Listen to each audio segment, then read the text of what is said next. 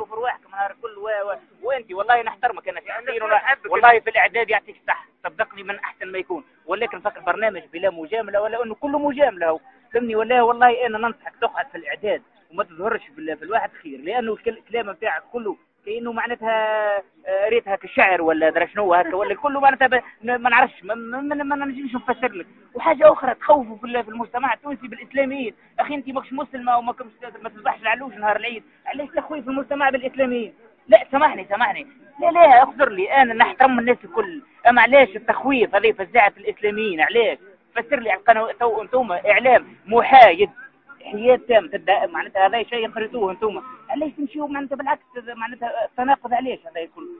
انا والله نحب نفهم هذا الشيء هذا يفهمونا ما تعملوا مزيه انتم هذا نحب نفهم.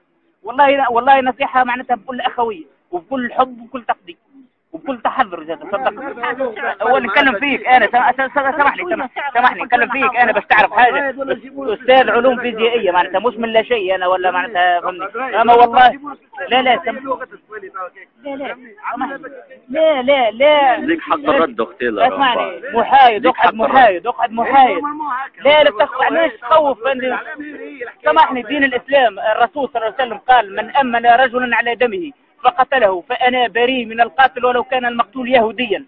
ديننا عظيم جدا، علاش يفهمني يعكسوا في الآية؟ علاش اللي يصير في أفغانستان معناتها تجيبوا فيه التوانسة؟ علاش اللي يصير في بلدان أخرى فهمني ولا تلفوا فيه التوانسة؟ علاش؟ تدعيوا الحياد انتم الناس تشكركم، احنا بعد بالاخص تشكروا في رواحكم نهار الكل وانت والله نحترمك انا شخصيا والله في الاعداد يعطيك الصح صدقني من احسن ما يكون، ولكن فكر برنامج بلا مجامله ولا انه كله مجامله فهمني والله انا ننصحك تقعد في الاعداد وما تظهرش في الواحد خير، لانه الكلام نتاعك كله كأنه معناتها ريتها كالشعر ولا درا شنو هكا ولا كله معناتها ما نعرفش ما نجمش نفسر لك. وحاجه اخرى تخوفوا في المجتمع التونسي بالاسلاميين، اخي انت ماكش مسلمه وما ما تذبحش العلوش نهار العيد، علاش تخويف المجتمع بالاسلاميين؟ لا سامحني لا اخبر لي انا نحترم الناس الكل، اما علاش التخويف هذه فزاعه الاسلاميين؟ علاش؟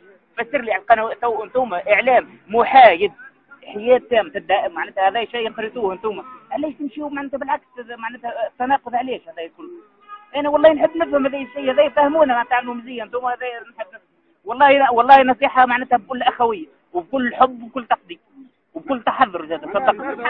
هو نتكلم فيك انا سامحني نتكلم فيك انا باش تعرف حاجه، استاذ علوم فيزيائيه معناتها مش من لا شيء انا ولا معناتها فهمني، اما والله لا ليك حق الرد اختي. اسمعني محايد اقعد محايد لا تخوف علاش تخوف سامحني. دين الاسلام الرسول صلى الله عليه وسلم قال من امن رجلا على دمه فقتله فأنا بريء من القاتل ولو كان المقتول يهوديا. ديننا عظيم جدا، علاش يفهمني يعكسوا في الآية؟ علاش اللي يصير في أفغانستان معناتها تجيبوا فيه التوانسة؟ علاش اللي يصير في بلدان أخرى فهمني ولا تلفوا فيه التوانسة؟ علاش؟ احنا فهمني ولا أنا نتكلم فيك نهضوي، أنا اللي نتكلم فيك نهضوي والمبادئ.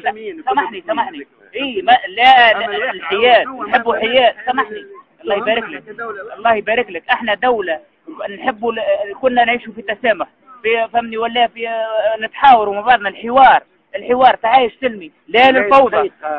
تفضل لا ما نرفض الفوضى.